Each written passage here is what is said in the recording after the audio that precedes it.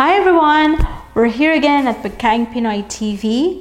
This is me again, Jen, and I'm going to teach you this delicious appetizer called calamares.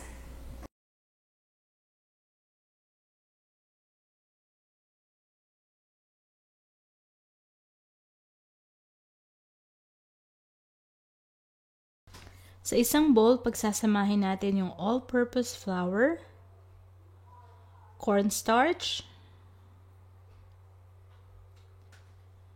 black pepper, at garlic powder. Haluin lang natin ito gamit ang wire whisk.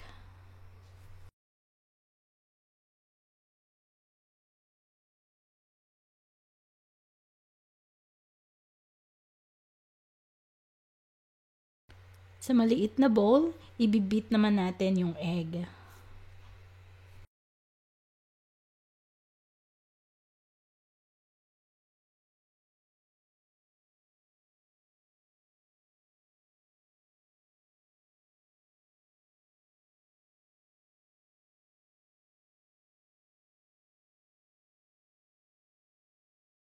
Ito yung ating kaldero o pwede rin kayong gumamit ng malalim na kawali. Ilagay lang yung cooking oil.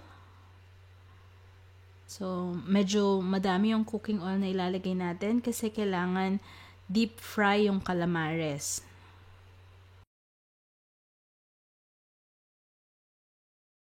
Ito na yung ating squid rings. Malinis na siya. Ididip muna natin siya sa egg. Then, ididip natin siya dun sa flour mixture.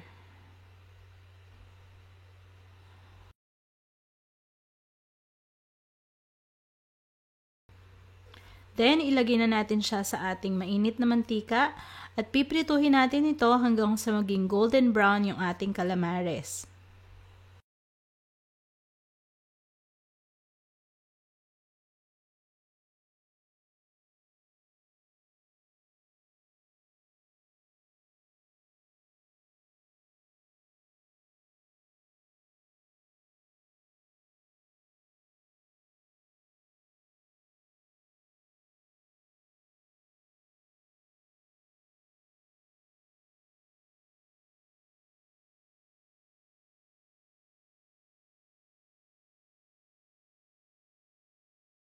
Ayan, luto na yung ating calamares. Makikita nyo naman, golden brown na yung itsura niya.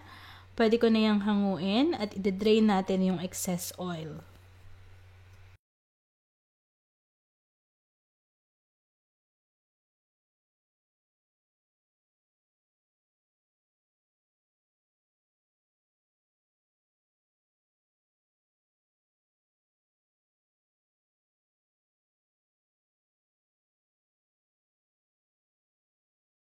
Gagawin ko lang yung same procedure for the remaining squid.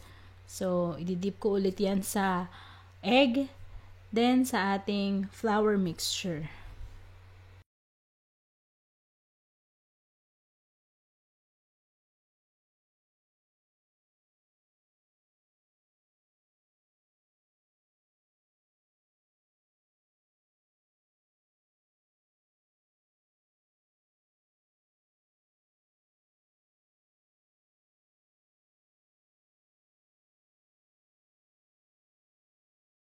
I-deep fry natin ulit yan hanggang maging golden brown.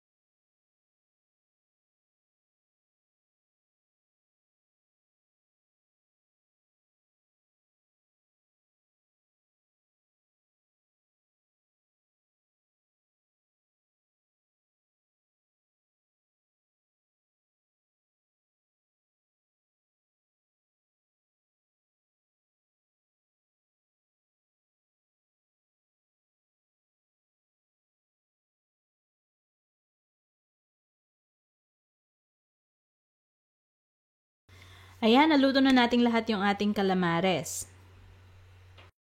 So that's how we make calamares. I hope you like this recipe. Visit our website at www.pagkaingpinoytv.com to get the full recipe. Follow us on Instagram and Facebook page at Pagkaing Pinoy TV1. Don't forget to click on subscribe and tap the bell icon so you can receive notification when we release new video. Thank you guys for watching, and I'll see you next time. Bye!